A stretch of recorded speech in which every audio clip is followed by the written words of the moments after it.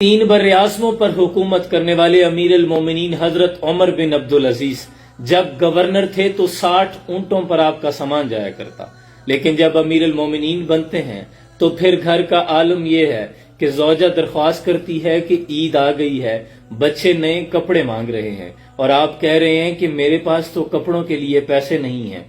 और उधर खजानों का आलम यह है कि आपके दौरे हुकूमत में 3 बर्राज़मों में एक भी शख्स ज़कात लेने वाला बाकी ना बचा। लेकिन घर के हालात का आलम यह है कि बीवी से कह रहे हैं कि बच्चों के कपड़ों के लिए पैसे नहीं हैं, और बीवी तजवीज दे रही है कि आप ऐसा करें कि अपने वजीर खजाना से कहें कि हमें 1 महीना की तनख्वाह एडवांस दे दे, मैं उससे बच्चों के कपड़े खरीद लेती हूँ, बाकी घर का खर्चा मैं महीना भर मजदूरी करके चला लूंगी। और आप कहते हैं कि हाँ ये तजवीज ठीक है। आपने मज़ाहिम को बुलाया, वजीर खजाना से कहा कि मुझे 1 महीने की तनख्वाह एडवांस में दे दी जाए।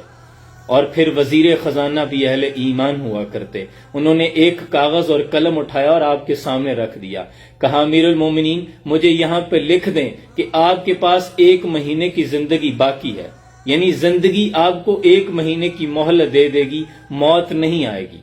आप पे सख्ता तारी हुआ, खामोशी से उठकर घर आए और नम आंखों से अपनी बीवी से कहने लगे कि बच्चों से कह दो कि तुम्हारे बाप के पास कपड़ों के पैसे नहीं हैं।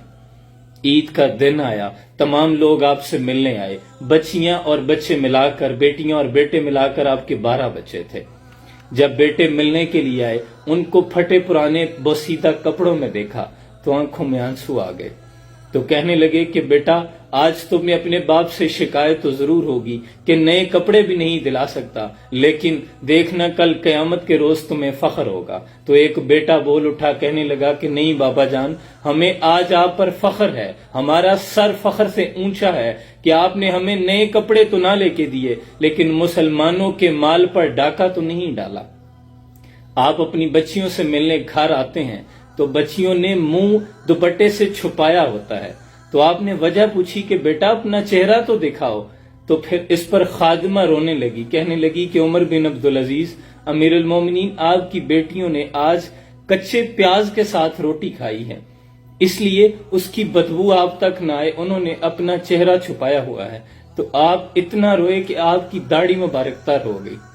आप कहने लगे कि बेटा मैं तुम्हें तरह तरह के इकसाम के खाने तो खिला सकता हूँ, लेकिन क्या करूँ, मुझे जहन्नुम से डर लगता है। सल्तनत कितनी बड़ी है, जनूबी स्पेन से यहाँ लाहौर तक और काशगर से लेकर इस्तांबुल के दरवाजों तक आपकी हुकूमत, 3 बर्राज़मों के मालिक, लेकिन घर के हालात ये हैं कि फाकों पे गुजर रही है। फिर जब आपके मरने का वक्त करीब आया, आप बिस्तरे मर्ग पर थे, लोग आपसे मिलने के लिए आ रहे थे। आपका साला, आपकी बीवी का भाई आपसे मिलने आता है और अपनी बहन को साइड पे करके कहता है कि अमीर अल मोमिनीन का लिबास फटा पुराना है, तरह तरह के बादशाह लोग मिलने आ रहे हैं, आप इनका लिबास ही तब्दील करवा दें। अगले रोज जब दोबारा आते हैं तो वही बुसीदा फटा पुराना लिबास। तो बहन से दोबारा पूछा कि मैंने आपसे कहा था कि इनका लिबास तब्दील करवा दें। तो बहन रोती हुई कहती है कि घर में कोई दूसरा जोड़ा मौजूद ही नहीं है, भाई मैं क्या करूं। और उमर बिन अब्दुल अजीज ने बिस्तरे मर्ग पर रजा बिन हैवा अपने वजीर मशीर को बुलाया और कहा कि मैंने 3 बादशाहों को कब्रों में उतारा है, लेकिन जब उनके कफन की गिरा खोली तो उनके चेहरे काले पड़ चुके थे, उनका मुंह किबले की जानिब से तब्दील हो चुका था। जब मुझे कब्र में उतारना तो मेरा चेहरा जरूर देखना। आपने बताया कि मैंने 3 बादशाहों को, वलीद बिन अब्दुल मलिक, सलमान बिन अब्दुल मलिक और अब्दुल मलिक बिन मरवान को कब्रों में उतारा है, लेकिन उनके चेहरे किबले से फिर गए थे। ये कौन बादशाह थे जिन्होंने अदल का मयार नहीं बनाया था, लेकिन उमर बिन अब्दुल अजीज ने अपनी दौरे हुकूमत में अदल का ये मयार बना दिया था कि जो गंदुम बच जाती थी गुरबा में तकसीम करने के बाद, उन्हें पहाड़ों पर बर्फ पर डाल दिया जाता कि परिंदे भूख से ना मरे। और जब आपको कब्र में उतारा गया तो चूंकि आपने अपने गुलाम को ये नसीहत की थी कि मेरा कफन खोलकर मेरा चेहरा जरूर देखना, अभी आपको कब्र में उतार ही रहे थे कि सारे मजमे ने देखा एक रुका हवा में उड़ता हुआ आया और उमर बिन अब्दुल अजीज के सीने पे आ गिरा। उस रुके को उठाया तो उस पर लिखा था, शुरू अल्लाह के बबरकत नाम से जो निहायत मेहरबान और रहम करने वाला है।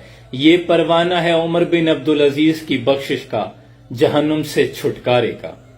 कुर्बान जाऊं 3 बरे-आज़मों की हुकूमत को लात मार दी, ऐशो इशरत की जिंदगी छोड़ दी, अपने रब की रजा पर राजी रहे, और आलम यह है कि जन्नत का परवाना लेके दुनिया से रुखसत हो रहे हैं।